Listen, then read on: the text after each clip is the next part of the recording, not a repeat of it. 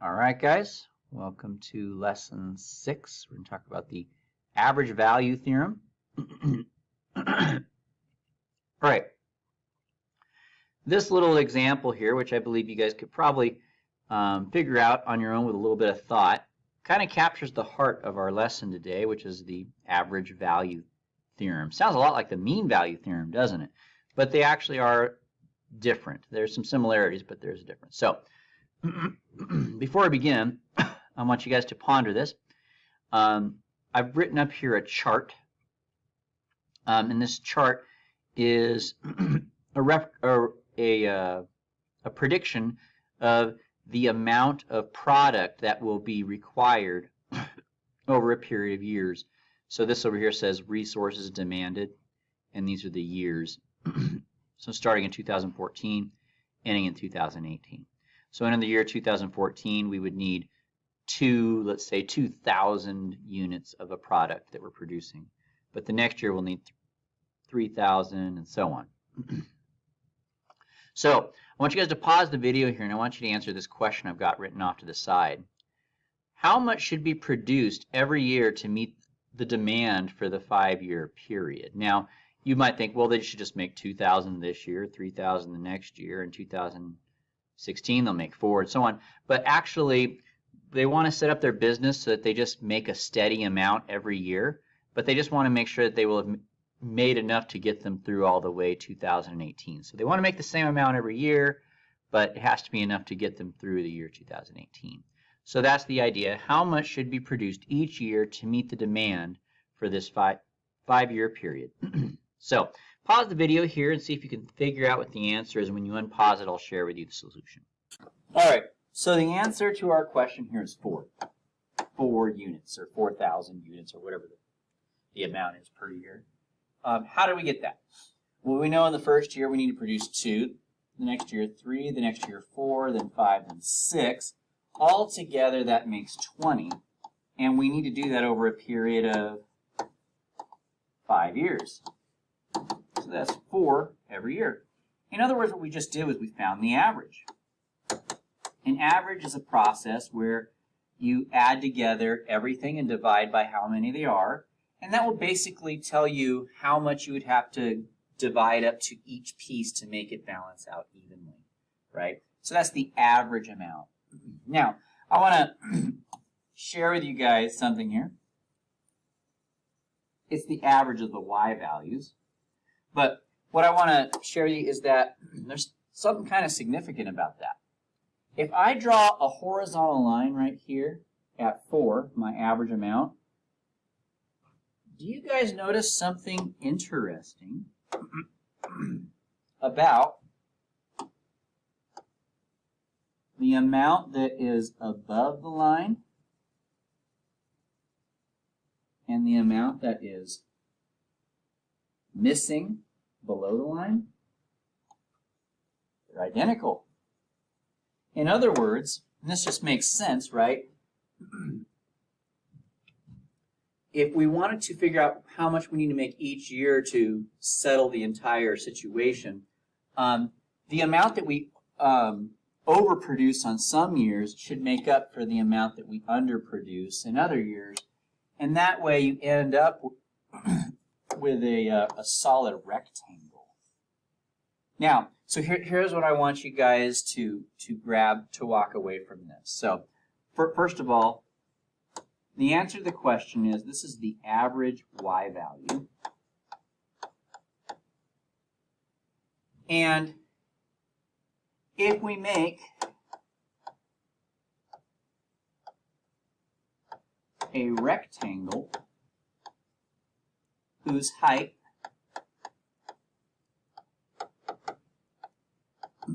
is the average, the amount over the curve or the line, the amount over the average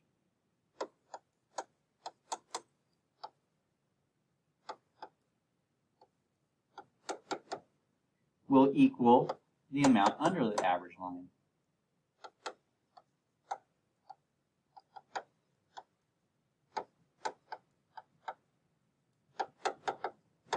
it's the great equalizer. You know, you have some stuff that's going above and beyond, you have some stuff that's overperforming, and it just creates a level playing field. Okay? So that is the average value, and that's what we're talking about today. So what is the average value? Well, what they mean is it's the average y value. In other words, if you took all the y values and added them up and divided by the number of y values that you had, it's going to tell you the average y value, which if you were to draw a straight horizontal line there, however much is above that line should be exactly equal to how much is below it. So this right here is probably my favorite slide out of this entire lesson because it really communicates the whole point of what we're talking about today. What is the average y value? It's all the y values added together divided by the total number of y values. And geometrically, if you were to draw a rectangle whose height is the average value, the amount over should equal the amount under. All right, so keep that in mind. That's the coolest part of the lesson, in my opinion, here, because the rest of it is just details and calculus technicalities. So here we go. So I want you guys to do the same. Now, here's the problem. On the last slide, it was easy because we were dealing with just rectangles, and rectangles are easy to work with. But when you're dealing with a curve like this, it's a little bit harder. So I'm going to ask this question in two phases. The first phase, I want to leave it a little bit more open-ended, and then the second phase, I'll be a little bit more specific in case you didn't get it on the first try. So here's what I want you guys to do. Open-ended question number 1. What is the average value? Just take an estimate. It's an estimate. It's not going to be an exact answer. It's an estimate. Okay? So see if you could tell, based on what we just talked about, see if you could tell what the average value of this function would be. Pause the video and think about it for a second. If you don't know, I'll come back when you unpause it, and then I will share with you some other considerations. So, if you weren't able to answer the question yet, I'm going to give you a little hint by rephrasing the question. From the last slide, we saw that the average value is basically the y value that you would get if you were to add together all the y values and divide by how many there are. Now, that's impossible to do with this graph because there's an infinite number of y values. How are you going to add them all together and divide by how many there are? That's impossible. But the amazing thing is calculus is in the business of doing impossible things. It actually does add together an infinite number of things. But that aside, here, what's my hint? What's my helpful hint to you to help you find the average y value? Well, think of the graph. Remember what I told you? The average y value will create a horizontal line, which will create a situation where the amount of area that's above your average will exactly equal the amount that's missing below your average. So now see if you guys could draw a horizontal line that would do that, and now see if you could tell me the average value. Pause the video, take a shot at it. It doesn't have to be precisely right, it just has to be close. And when you unpause it, I'll share with you my solution. So if I were to draw a line like right here, I think that's too high. I think that's way too high. Why is that? Because look at this. This area right here in this little triangle and this little area here in this little semicircle looking shape in here, do you think that if I were to put those three areas together, do you think that would be enough to fill in the missing blanks over here? I don't think that would be anywhere near enough. So we don't have enough area on top to fill in the missing area below. So let's drop that line down a little bit. Kind of got to be careful. You don't want to go too far. Let's try putting it here. All right. So now, do you guys think that if I took this area, and this area, do you think that all of that would fit in here? No, that's way too much. So now I went down too far. So let's try again. So I know I don't want to go up too high. I don't want to go too low. Let's try maybe right about here. I'm feeling like that might be a little bit high still. But I feel like, like this piece here, if we were to take some of that, that would definitely fill in this little circle here. Maybe these two would fill in this little circle area. And this one is close to filling in that one. But maybe we need to drop it down a little bit more. Let's drop it down a little more. But as you guys can see, there's not an exact answer. We're just trying to get close. So I might go like this. I might say like right about here is a really good estimate for that. So if I were to take this little triangle right here, and this little triangle right here, and this little piece right here, I think those would probably get pretty close to filling in those missing blanks, so we end up with a nice flat rectangle. All right, and so I would say the average value of this is probably something pretty close to about 15 would be here, so I would estimate probably like 14-ish. So we have an estimate then for the average value. Now let's pull in a little bit more though about what we talked about. What we talked about is that the area of the purple region should be about the same as the area, well, not about, it actually should be exactly the same as the area of this rectangle whose height is the average value. So the area of this rectangle should be exactly equal to the area of the purple region. Now in calculus, we know how to get the area of that purple region pretty much exactly right. The area of that purple region is done by finding an integral. The integral of your function from your starting point, which is -1, up to your last point, which is 10. That tells you the area. Okay?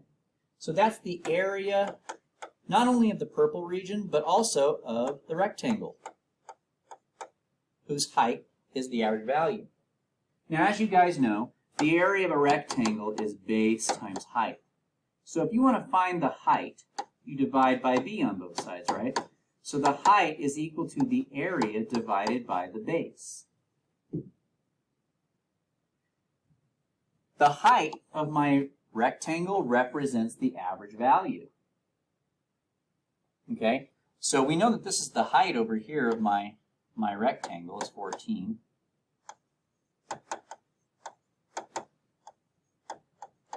And that represents my average value. So what do I do to the area of the rectangle to get the height? I divide it by the base. And you guys could tell what the base is. What's the base of that rectangle? The base of the rectangle goes from -1 to 10. In other words, it's 11. So if I do 10 minus -1, I get 11.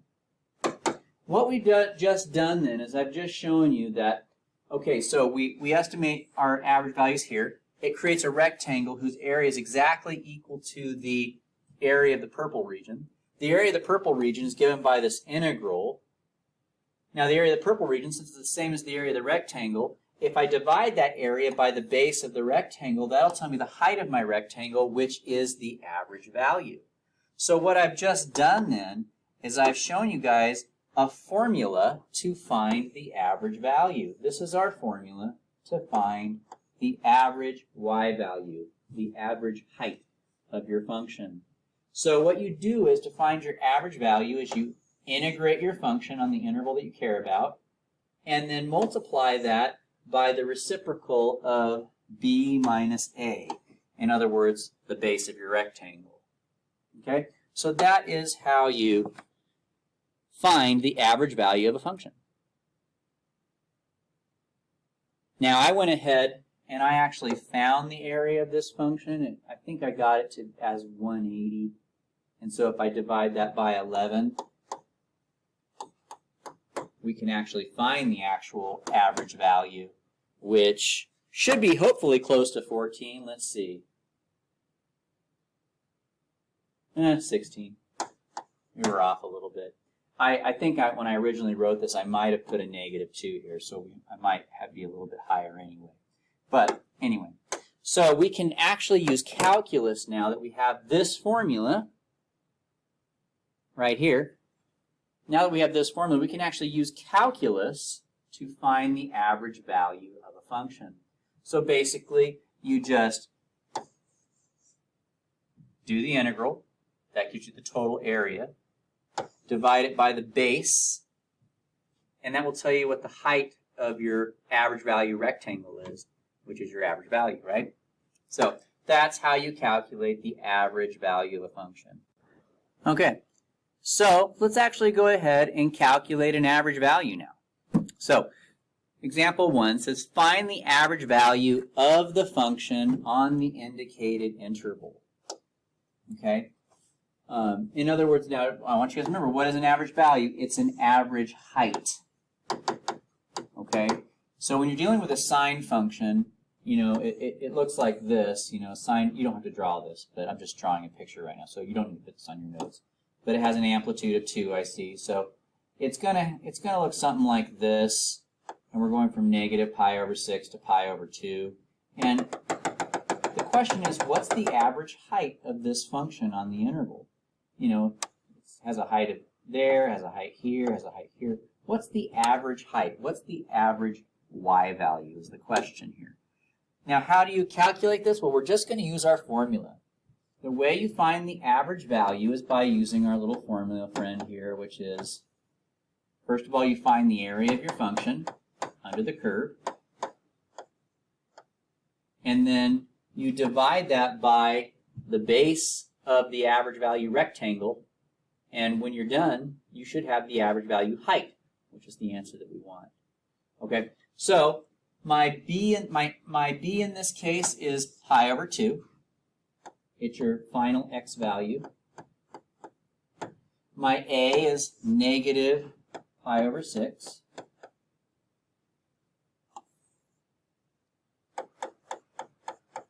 So we're going to fill those in. Your first x value and your last x value. And then your function in this case is 2 sine x. Okay? So I'm going to do this by hand, something you can do on a calculator. In fact, I'll show you how to do it on a calculator a little later on the lesson. But for now, I do want you guys doing these by hand, unless I specifically say use your calculator. So on your homework, make sure that you guys are showing your work unless I say use a calculator. Okay? So first of all, let's simplify this ugly looking little thing here. I'm going to do that on the side real quick. That's not a very fun thing to look at. So I want to fix that. That's ugly. So let's multiply everything by 6. And we multiply by denominators. So here, the 6 on the top will reduce with the 2 to make 3. So we'll be left with 3 pi there. Here, the 6's cancel, leaving me with 1 pi. In the top, we got 6. And 3 pi minus 1 pi is 2 pi. And then that reduces to be 3 over pi. So we want to simplify our little fraction there in the front first if we can. So that becomes 3 over pi. And the rest of it's still going to sit here just the way that it was.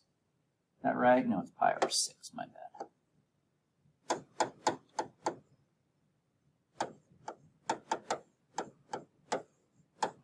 All right, now we're just going to do our integral. Okay, so the next thing after you simplify your little fraction here in the front is go ahead and take care of this.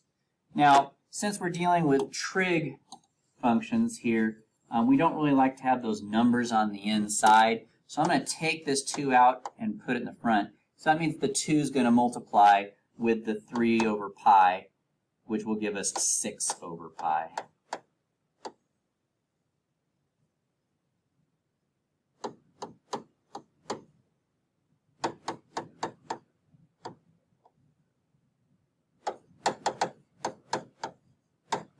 Alright, so step 1, simplify your fraction. Step 2, we're going to integrate. So we're ready to integrate now. So let's do this. So to do this problem, the first thing we're going to do is we're going to integrate the function. What is the integral of sine?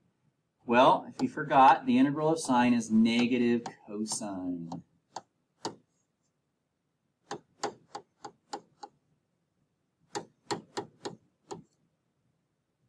Alright? And then after that, we do our fundamental theorem of calculus.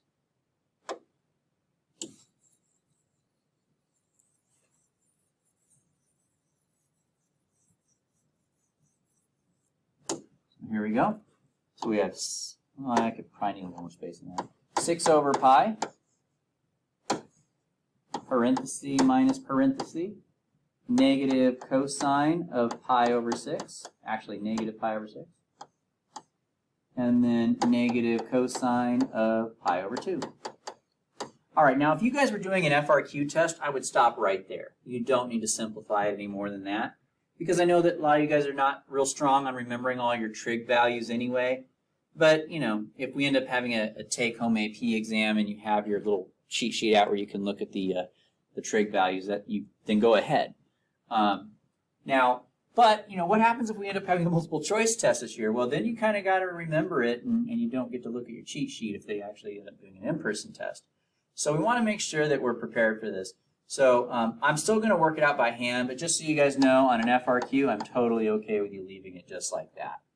Now, first of all, cosine of pi over 2 is 0, so that whole thing just goes away. This is weird, though. Negative pi over 6. On our unit circle, positive pi over 6 is right here. So negative pi over 6 is down here. Positive angles go to the right, negative angles go, well, not to the right, they go counterclockwise. And the negative angles go clockwise. So negative pi over 6 is right here, and that's actually the same thing then as 11 pi over 6 on the normal unit circle. So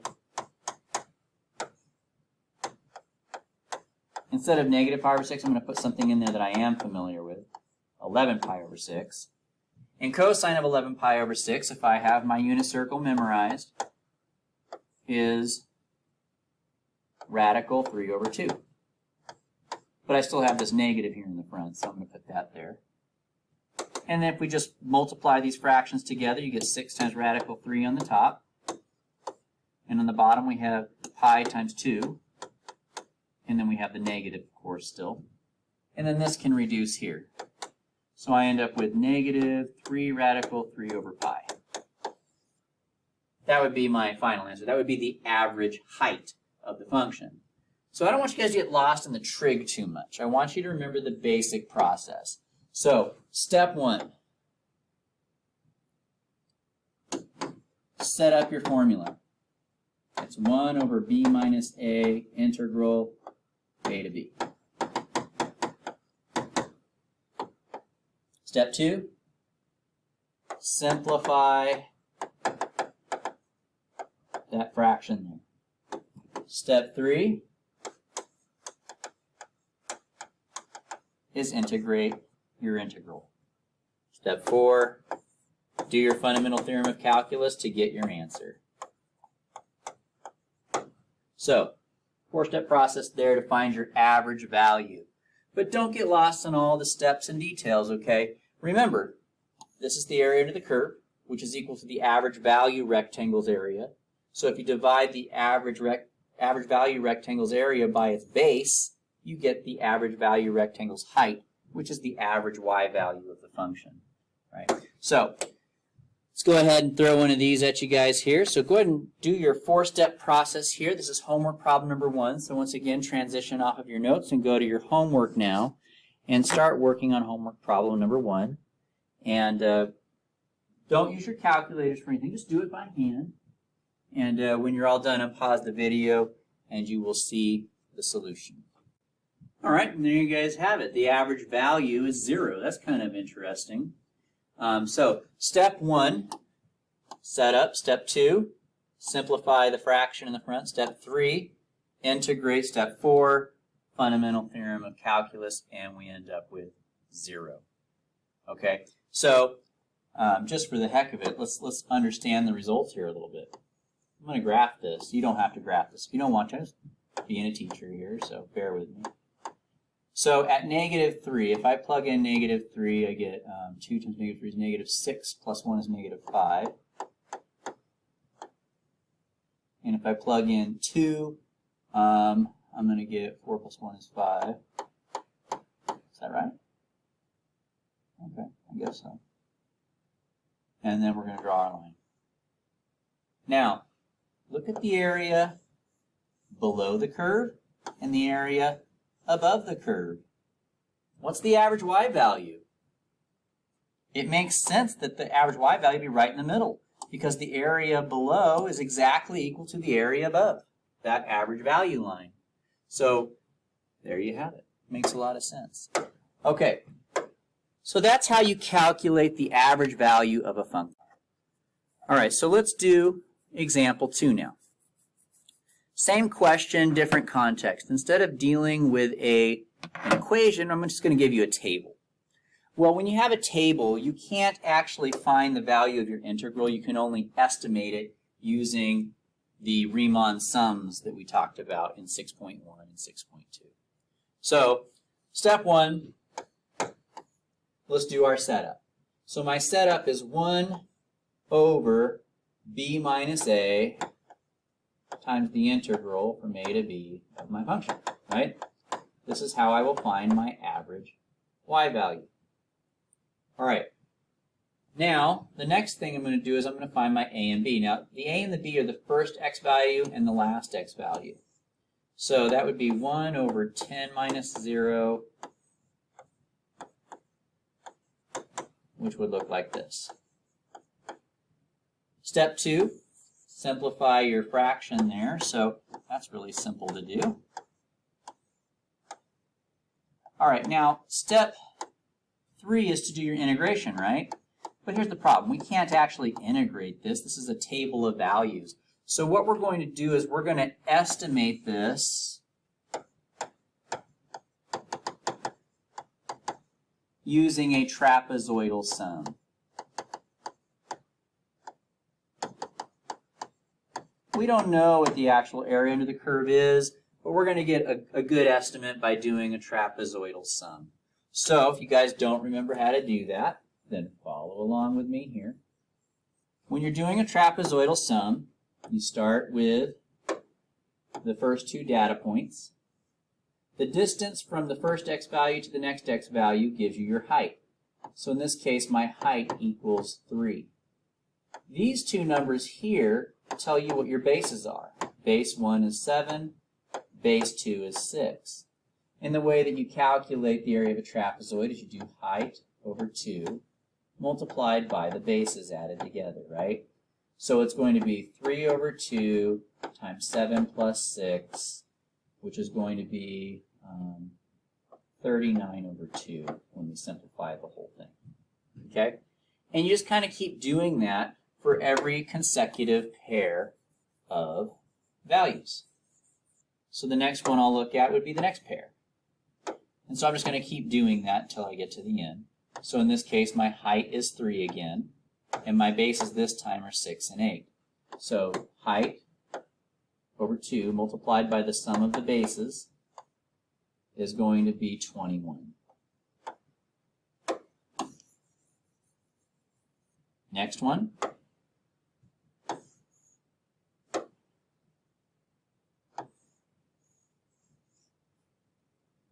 Height is 3 again. Bases are 7 and 8. So that would be 45 over 2.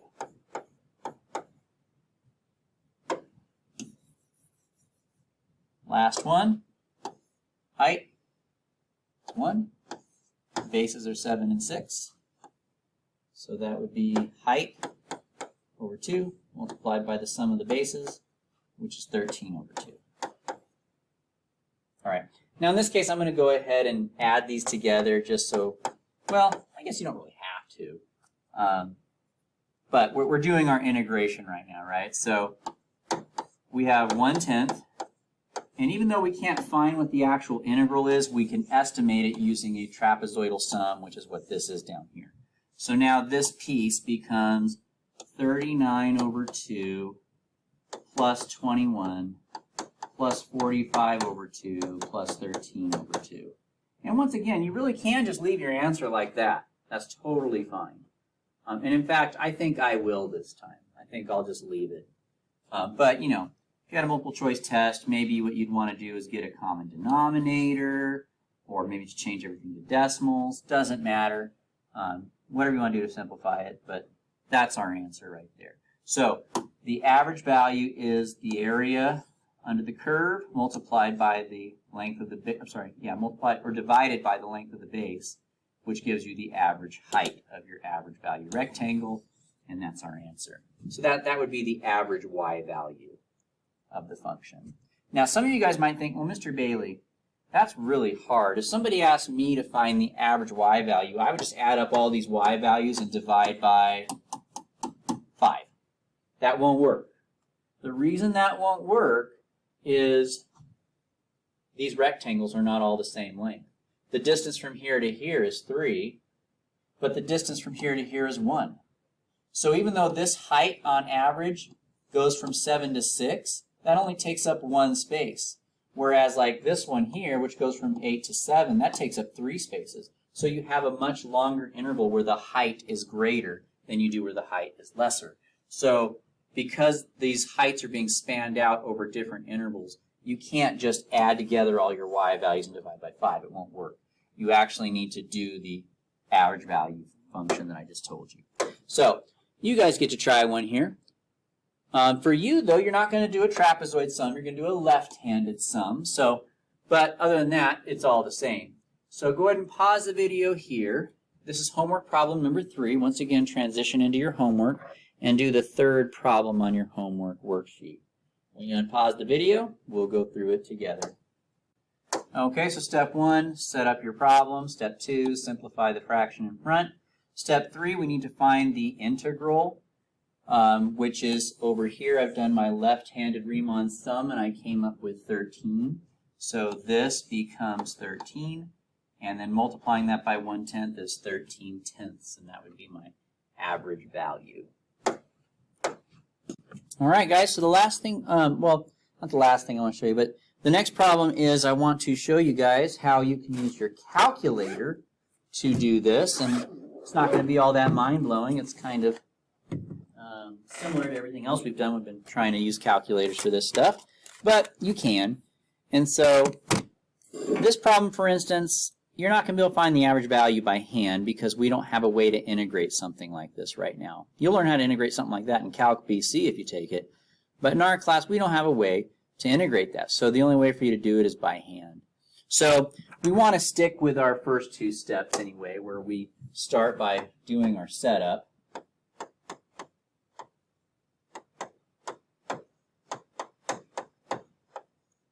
Simplifying our fraction in the front. So you still want to do your first 2 steps. You want to get it all set up and ready to go. But after that, we're going to let the calculator do the rest for us. Okay? And then we'll be done. It's that simple. So I'm just going to show you guys how to type that into the calculator, and then we'll be having our answer. Okay, so let's turn on our calculator here. I'm going to clear it. Second plus 712. You don't have to do that if you don't want to, but that just clears up your memory so you don't have any garbage on there from the last time you used it. So we're going to go to y equals, and we're going to put our function in there that we're working with. We're doing e to the x power multiplied by x squared. So there's my function. Then I'm going to push second and quit to go back to my home screen. Once you're there, we're going to pull up the integral. That's accomplished by pushing the button for math. You're going to scroll down to number 9, or you can just push 9. And you get this. You're going to put your lower limit in here. You're going to put your upper limit in here. And then you're going to put the y1 function that we just typed in under the y equals button here. And once again, the way you get that is by pushing vars, scrolling over to y vars, push 1 for function, and select y1. And that's the function that we typed in earlier. And then, of course, we want to put our variable of integration and push enter. Now that's just the integral, right? So actually, let me back up a little bit. I'm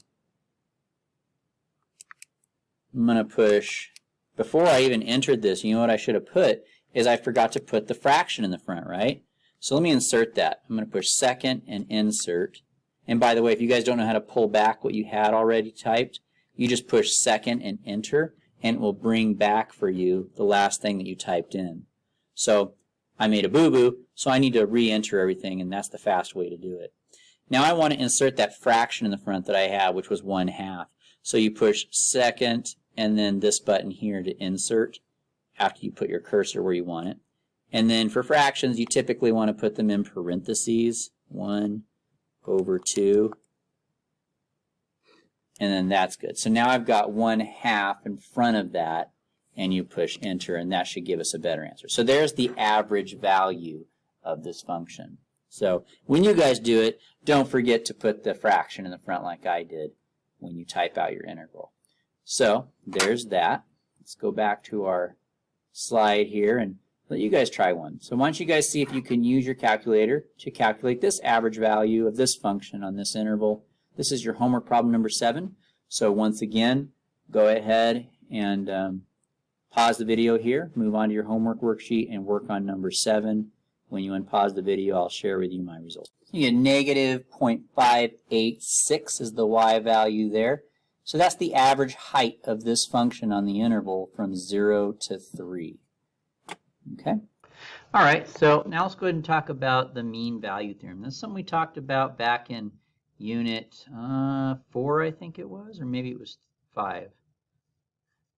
Anyway, the mean value theorem is a theorem that tells us that if a function is continuous on a closed interval and differentiable on the open interval, there must be some value of x that we'll call c, where the instantaneous rate of change is equal to the average rate of change.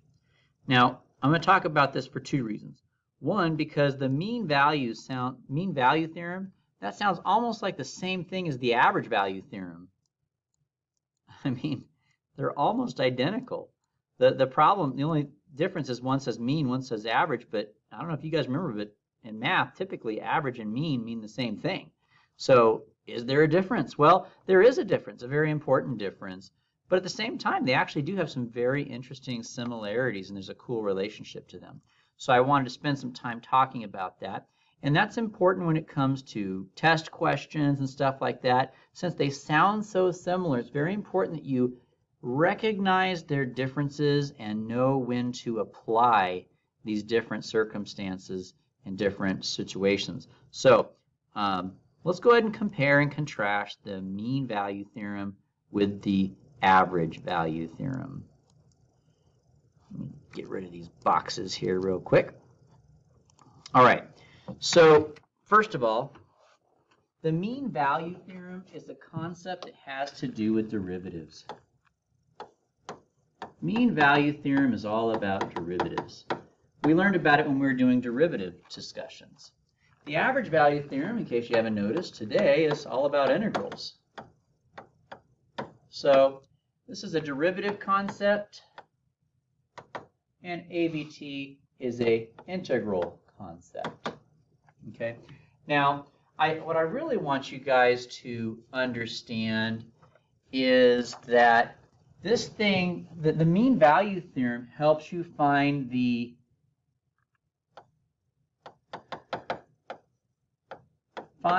point in time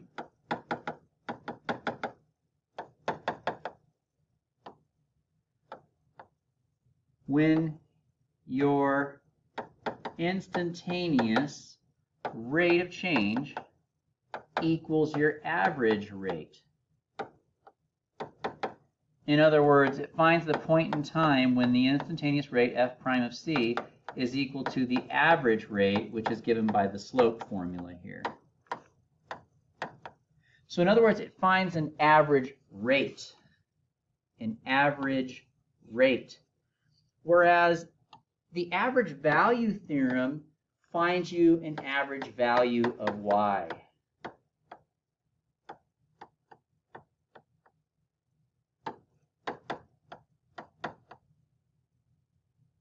Okay, so the mean value theorem helps you find the average slope, whereas average value theorem helps you find the average y value. Okay, so that's a very important difference. You have to understand what the difference is between those in the sense of what they are. The mean value helps you find the average rate. This one helps you find the average y value. This one's a derivative concept. This is an integral concept. Now, the next thing I want you guys to be aware of is the geometry associated with these. For the mean value theorem, if I give you a function from point A to point B, we are looking for that sweet spot where the average rate of change equals the instantaneous rate of change. In other words, the tangent line is parallel to the secant line. It's all about slopes, right? When it comes to the average value function, we had the geometry for that today. The average value function is something that helps you find that point in time, or that y value, I should say, where the area above equals the area below.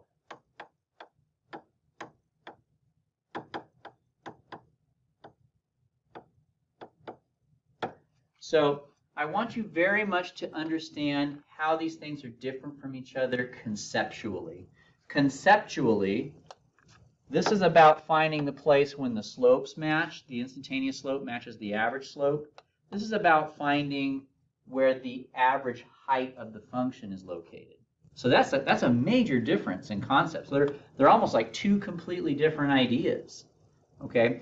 But also I want you not just to know how they're different conceptually, but I also want you guys to recognize how they are different in their processes and how you can identify them in a question.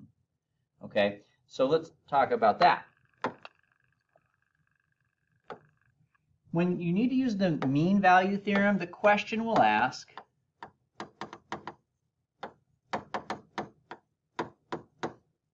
to find the average rate. Okay. Now there's other times when they'll ask you to find the average rate, and you don't necessarily have to do the mean value theorem, but you do have to do that f of b minus f of a over b minus a every time they say find the average rate. Okay. In that case, you're doing an f of b minus f of a over b minus a, and sometimes you're doing the derivative thing. Okay. For the average value theorem, the question will ask to find the average value. So if you see a question say find the average value, they want you to do this. That's what they want. So when you see find the average value, they want that process right there. When they say find the average rate, they mean this guy right here. Those are two completely different things. Okay? So you've got to recognize they both say average, but the one that says average rate is this formula. The one that says average value is this formula. Okay? So now I hope you have the concepts separated and the questions separated. Mean value theorem is about slopes and when the slope of the instantaneous rate matches the slope of the average rate. And average value is about finding that y value that's the average of all the given y values and use that formula. So they're very, very different concepts. But now I'm actually going to show you how they actually are very closely related to each other. So before I get into that, though, make sure you guys are comfortable with the separation between those concepts and how the question will be asked. That's important because on your homework tonight, I'm going to ask two different questions. Sometimes I'm going to ask for the average rate. Sometimes I'm going to ask for the average value, and you need to catch that. So pay close attention to that keyword difference. Furthermore, I want you to also make sure you're aware of what they are, not just how to do it differently, but what's different about them. This thing's all about an average slope. This one's all about an average y value. Okay? But now I want to talk about how these two theorems are actually the same, like not the same, but how they're actually related to each other, what they have in common. And it turns out what makes the mean value theorem and the average value theorem actually quite closely related to each other is the fundamental theorem of calculus. So let's start there. As you guys may recall, the fundamental theorem of calculus says this. You integrate your function, so the prime becomes just a normal f, and you plug in the upper and the lower limits, and you subtract them, right? So there's your fundamental theorem of calculus. Now I want to show you something interesting here.